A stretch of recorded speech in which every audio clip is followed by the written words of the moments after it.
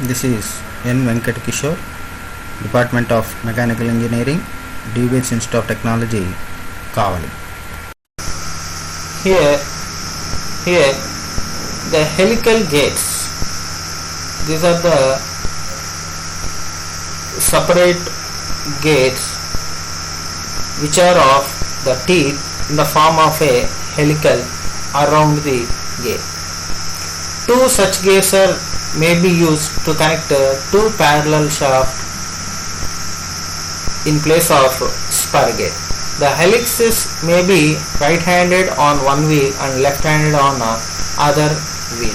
The pitch surfaces are cylindrical as in the spur gearing, but the teeth in order of parallel to axis wind around the cylinders helically like screw threads. The thread of a screw which is of the helix angle. So here also the teeth of a helical gauge with a parallel axis have line contact as in a spur gearing system. This provides the gradual engagement and continuous contact of engine engaging the teeth. So these helical gauges give smooth drive with a high efficiency of transmission. These helical gauges are of two types. One is single helical and double helical.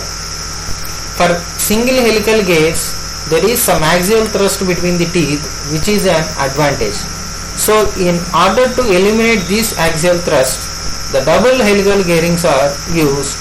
These are equivalent to two single helical gears in which equal and opposite thrusts are produced on each gear and resulting axial thrust is 0.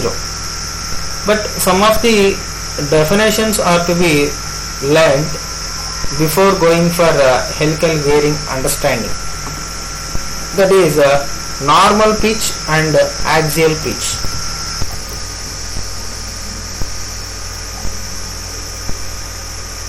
The normal pitch is the distance between similar faces of adjacent teeth along a helix on the pitch circle cylinder normal to its teeth. It is denoted by Pn, that is a normal pitch. The axial pitch, it is the distance measured parallel to axis between the similar faces of adjacent teeth. It is same as that of circular pitch and it is denoted by Pc. And alpha is the helix angle, then circular pitch is Pc is equals to normal pitch by cos alpha. The helix angle is also known as spherical angle of teeth. The next content is spherical gates. As we know, spherical gates are also known as screw gates or skew gates, which are connected and transmit the motion between two non-parallel and non-intersecting shaft. The pitch surfaces of the spherical gates are cylindrical and the teeth have same point of contact. These gates are only suitable for transmitting small powers. Center distance for a pair of spiral gates is to be of very shortest distance is to be maintained between the two shafts, making an angle between them. The pair of spherical gates 1 and 2 having both left-handed helixes, the gates are which are of same hand. Therefore, the shaft angle theta with theta is the angle through which one of the shafts must be rotated so that it can be parallel to the another shaft and also to the shafts of the rotating in opposite direction. The spiral angle of gear 1 and 2 are alpha 1 and alpha 2, and PC1 PC2 is the pitch circles and T1 T2 with the number of teeth on the gears. Pitch circle diameters D1 and D2, speeds are N1 and N2. Therefore gear ratio is N1 by N2 is equals to T2 by T1, and pitch circle normal pitch is Pn. Therefore by substituting this we have to find it normal pitch. The both the spirals are Pn by cos alpha 1, Pc2 is R1 is equals to F by cos alpha 1 equal to F2 by cos alpha 2.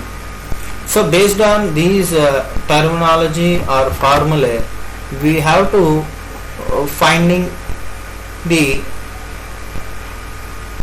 axial thrust also. Axial thrust on the driver, that is Fa1, that is equals to F1 tan alpha 1. Axial thrust on the driven is Fa2 is equals to F2 tan alpha 2. By all these formula, we have to utilize it in solving the problems also. Basically, in the syllabus itself, they have given introduction to spherical gates and introduction to helical gates and bevel gates, and these are the contents only given for introduction only. So we can't expect the problem from these topics. Try to solve the problems on the interferences and arc of contact, arc of path of contact, and arc of path of contact, and velocity of sliding, and minimum number of gates, minimum number of teeths on the gates, and in the same case contact ratios. Okay, these type of problems we can expect in the university questions also. So try to learn the problems as many you can do that we have solved in the previous video, and from the textbook we know Theory of Machines by R.S. Coorney. There also we have a number of problems.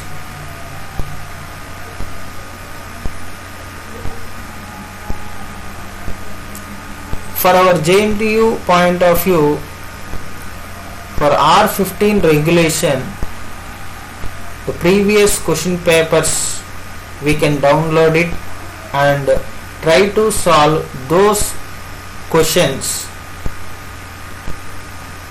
These are enough, I think, for the university examination. Now the time is very less and everybody is in the home. Okay, try to do the problems from the textbook as many you can, or otherwise from the previous question paper list out the 2 mark questions unit wise and make it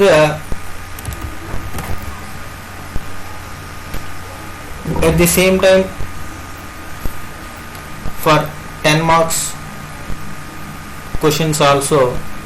You have to prepare it well and solve the problems in a separate notebook. For examination, you just follow the previous JNTUA papers only. If you solve the previous papers, those are enough to attend the subject. Okay, thank you.